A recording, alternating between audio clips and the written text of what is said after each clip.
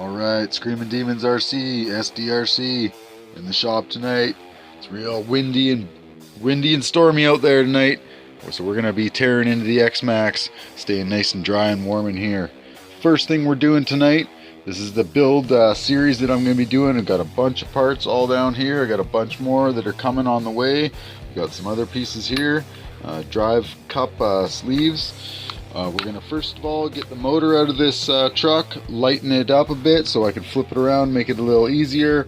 Probably be taking the speed control out, the receiver box also, because I'll be getting a new one of those from B&M Racing. It's going to be on its way, probably already is on its way. Those guys are quick and fast. As soon as you want something and you order it, it's en route. Anyway, we're going to get that motor out. I'll show you guys what it's like, and 1 second. Okay, just a couple things I wanted to mention. So the motors are very easy to get out of the truck on the Xmaxx here. You pull these 3 wires that go into your speed control. Those are your leads for the motor. You pull those out. You flip the truck over. And there's 4 screws on the bottom. Those 4 in the center of the screen. You take and loosen them off first, obviously, and take them out. And the motor, make sure you're holding the motor because it will fall out unless you still have this cover installed. So there's 2 screws that hold that in, one right there, you can see, and one on the other side right there. So you just take those out, take this cover off, and the motor, once you have those screws loose or removed, will pop right off of there. Okay, I forgot to mention, unless you take your receiver box top off and unplug your fan power line or power lead, you'll have to undo the 4 screws that hold the fan onto the motor cooler and remove that before you can take your motor up. So other than that, now the motor should just pop right out of there. I have sorry about that, getting over a cold. I have an Integy motor mount that I am hopefully, knock on wood, hopefully going to be using with this Hobby Wing motor, the 1650 kV motor. I was told by someone online, so hopefully they were correct, that this Integy motor can be used with other motors, and it looks like it. Yeah, it does have other motor mount holes there, so we'll see. I'm going to take it apart, check it out, and see what I can do with that. And if not, I'll be sourcing something else, I guess. So we're going to get on with the rest of it, though. The next thing I'll be doing will be taking all the radio receiver box apart and taking the speed control out. Alright, I was able to get my speed control out of here after I got it out, which was kind of hard to get out because I got a little overzealous, I guess, originally with the Gorilla tape I had used and that stuff. Man, when you stick it down there, it's in place. So it took a little bit to get out of there, and I'll be definitely glad to be using the new B&M ESC mount, which will be sitting, my ESC, I believe, right up here, away from down in that little hole that basically just blocks all the airflow and keeps all the heat right down in there. Sure, your center of gravity is a little bit lower, but this is a monster truck. Really, it doesn't matter that much. With what we're doing out there, I'd rather have my speed control up here, staying nice and cool, up where I can access it, and the wires are all out of the way, and it's just a lot better. So that's going to be a nice improvement, and then I don't have to stick it down like that in a hole that you can never get to, and you have to pry it out with screwdrivers. It's not the nicest. There's a couple of marks. Oh, where are they? A couple of marks on my speed control on the corner there. You can just see them there on the corner. I'll focus a little better. But no damage, but it's better if you don't have to pry it out of the little hole there. So we'll get on with this. I'm going to remove the receiver and the whatever's left of the receiver box, and then get on with the rest of the build here. Alright, I pulled the receiver out here, and it was attached with 2-sided tape, but it's the foam 2-sided tape, and this stuff is really hard to get off. Once it's stuck down there, you can see it's on there. You gotta really work to get it off, and then you gotta use some solvent or some Gooby Gone or something to remove the residue or scrape it off or something. It's pretty nasty once it's on there. That's why I use the Gorilla brand two-sided tape. It's really rubbery. It's like a silicone. You can see it there. It's pretty easy to get off. You just basically peel it off. It doesn't leave a sticky residue. It comes off pretty easy. I mean, you got to work at it a bit, but it's not like the other stuff. If this wasn't down in this recess area, it would be a lot easier to get out. But like I said, I'm peeling it off with just my finger. So as you can see, that's the stuff I recommend if you're using two-sided tape. Gorilla brand two-sided tape instead of that, you know, crappy foam stuff that they always give you for free with all the RCs and the, you know, in the packages and stuff. So little recommendation there from the Screaming Demons shop. Just preference. I've been using that stuff for years, so works great. Alright, I've cleaned all the sticky goop stuff off there from the two-sided tape, and I cleaned as much as I was going to out of that part. The receiver box, the old receiver box, because that I believe won't be used at all anymore.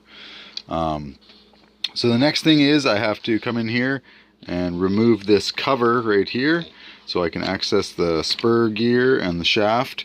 Remove those because I will be replacing those with this nice new stuff here from B&M. Hold on. From B&M RC Racing. Check these guys out. This stuff is really nice stuff. These gears are solid. Very solid. Thick, durable, nice hardened shaft. All set up for these. They have 2 set screws there, so you can really tighten them down to the shaft on your motor. Same with these on the spur. 2 set screws for the shaft. Really awesome. Awesome design, guys. I can't wait to get these in. That's a 1530 tooth combo, and that is for a stock Xmaxx. Hold on, that's for a stock Xmaxx motor. This would fit, the pinion would fit right on there, or you can use it for any other 5mm motor, or sorry, 5mm motor shaft, motor with that shaft. So I'm going to get these broken out of the package here, cut them out, and get that cover off and show you what we're looking at side by side the gears. Okay, I tell you, this is how smart the people at B&M are. Top of the package, here's the you know, the top of the package. Look at this. Not only is it nicely designed, but let's see if I can do this one-handed here. It is done as a sticker. So not only you get their products, but you also get to use their stickers to advertise for them and put them all around your shop. Look at that. Beautiful little sticker. Even matches my RC. The nice green. Xmaxx. Nice. Thanks a lot, B&M Racing. You guys are the bomb. Awesome. Okay, I've got the spur gear shafts cover off there. And now we're going to just simply pop out this here. The spur gear shaft should just come right out the assembly. Oh, it looks like one of my bearings needs some definite TLC. It's looking a little old and dirty, like possibly, yeah, like it's gonna need to be replaced. It's got a little wobble to it, so while I'm down to this part, I'll probably replace those bearings just to give myself some nice new fresh ones anyway. So we'll have a look at the gears comparison to each other. So here, let's have a look. Put them up here. So there's the stock spur, 54 tooth mod 1, and here is the new, sorry, dog hair on there. Here is the new B&M spur. Look at that. That is gnarly. Check out the teeth difference. Yeah, a little more aggressive. Nice, nice. Let's see the thickness of the gears. How thick are these babies? Okay, is it gonna rest there or what? Okay, don't fall because you're so heavy and chunky. You're gonna take a chunk out of my table if you do. Okay, here I'm just gonna eyeball this up. Okay, there we go. Oh yeah, wow, quite significant the difference in the you know, the the width of that, which will be the how much bite your teeth are going to be grabbing in. I mean, look at the difference there. I would say almost another half, maybe a third, you know. Wow. Extremely aggressive and awesomely tough. That's what we like around here. SD crew likes the aftermarket stuff. We like custom stuff, and this is pretty much as aftermarket and custom as you can get, almost, I think. You know, besides getting something real fancy looking, but same thing around here. It's not all about fancy. Sure, we don't mind it looking good, but we want it tough. This is durable, strong. That's what we're looking for. So I'm going to get these installed. I'm thinking I'm going to stop the video for tonight. It's getting late here in the shop, and I've done lots already. And so thank you guys for watching. Stay tuned for the next episode of this build series. Actually, one thing before we go, I will show you. I wanted to also compare the pinion with the stock pinions. So here is, what size pinion is this? It's, sorry guys about that. It's 18, I believe. Yeah, 18 tooth, mod 1. So here's the original pinion size, and here is the new one. Look at the difference in that, eh? Monster. Awesome though. Look at the strength difference. That's just like, this looks like something out of a RC vehicle. This looks like something out of a small motorcycle or something.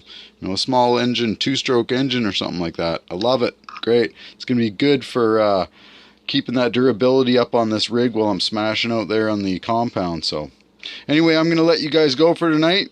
Keep watching. Thanks again.